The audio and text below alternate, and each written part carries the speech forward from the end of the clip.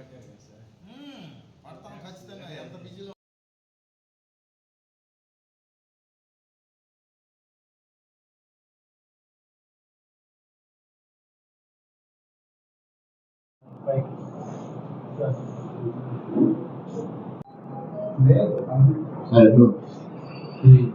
అది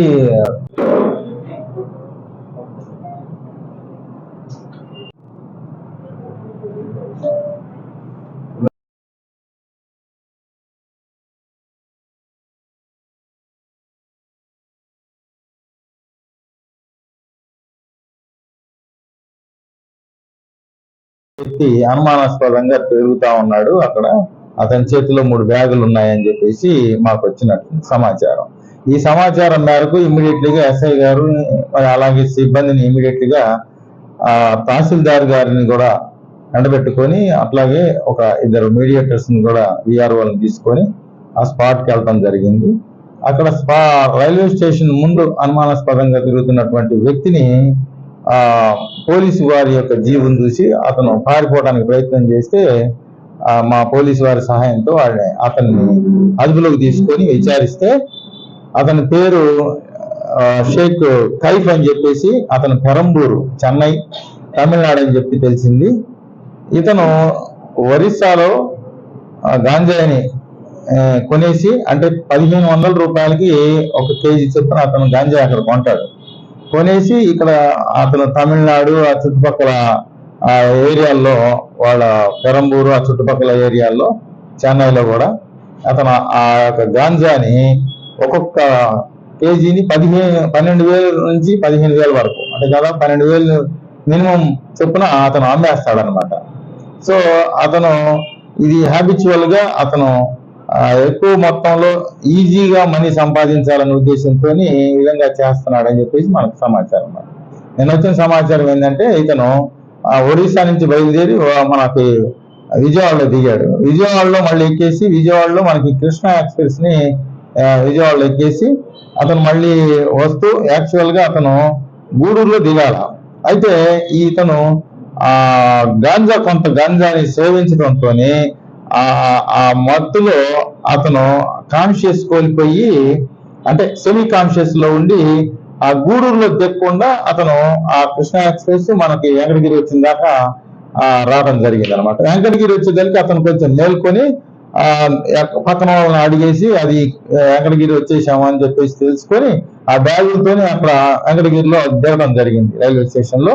ఆ తర్వాత అక్కడ ట్రైన్లు అందుబాటులో లేకపోవడంతో అతను బస్ స్టాండ్కి వెళ్ళాలని చెప్పేసి వాకప్ చేస్తే ఈ లగేజ్ ని ఆటో వాళ్ళతోని ఈ సంప్రదిస్తా ఉన్నాడు. ఈ అనుమానాస్పదంగా ఉన్నట్టు మనకి ఆటో వారి యొక్క సమాచారం మేరకు పోలీసు వారిని అలర్ట్ చేస్తే ఇమీడియట్లీగా వెళ్ళేసి అతన్ని పట్టుకోవడం జరిగింది. అతను ఏంటంటే ఇక్కడి నుంచి మళ్ళీ తిరుపతి వెళ్ళి తిరుపతి నుంచి మళ్ళీ చెన్నై వెళ్ళాలనేది ప్లాన్ చేసుకున్నాడు అనమాట. అంటే బై మిస్టేక్ ఇక్కడ దిగాడు కాబట్టి ఆ విధంగా వెళ్ళటం జరిగింది. అతని పూర్తి పేరు షేక్ కైఫ్ అండి. అతనికి ఏజ్ వచ్చేసి 19 సంవత్సరాల 4 నెలలు ఏజ్ ఉంది. ఇతను పెరంబూరు గ్రామానికి చెందినటువంటి వ్యక్తి, చెన్నై తమిళనాడు స్టేట్. ఇతను గతంలో కూడా జైల్లో ఇటువంటి కేసుల్లో జైల్లోకి వెళ్ళి రావడం జరిగింది. మా యొక్క ఎస్పీ గారు, మా డీజీపీ గారు ప్రత్యేకమైనటువంటి శ్రద్ధ దీని మీద పెట్టడంతో మా ఎస్పీ గారు సూచనల మేరకు, అలాగే గూడూరు డిఎస్పీ గారి యొక్క సూచనల మేరకు ఈ గాంజాని దాన్ని మన ఏరియాలో లేకుండా చేయాలన్న ఉద్దేశంతో పగడ్బందీగా ఇన్ఫర్మేషన్ పెట్టుకుని ఎప్పటికప్పుడు దాన్ని సర్వేలెన్స్ చేసుకుంటూ ఈ గాంజాని నిర్మూలించడానికి మా వంతు కృషి చేస్తా ఉన్నాం. అయితే నిన్న జరిగిన దాంట్లో ఎస్ఐ గారు సిబ్బంది బాగా యాక్టివ్ గా ఈ వర్క్ చేయడం జరిగింది. వాళ్ళని ప్రత్యేకంగా సిబ్బందిని ఎస్ఐ గారిని కూడా ప్రత్యేక అభినందనలు కూడా తెలియజేశారు ఎస్పీ గారు.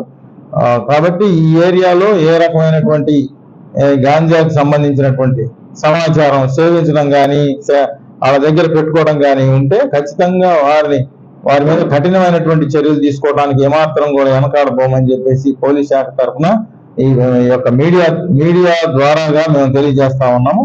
టోటల్ గా మాకు దొరికిన దాన్ని మేము క్యాల్కులేట్ చేస్తే 9 ఈ బ్యాగులు ఉన్నాయి. 9 బ్యాగుల్లో 9 ఒక్కొక్క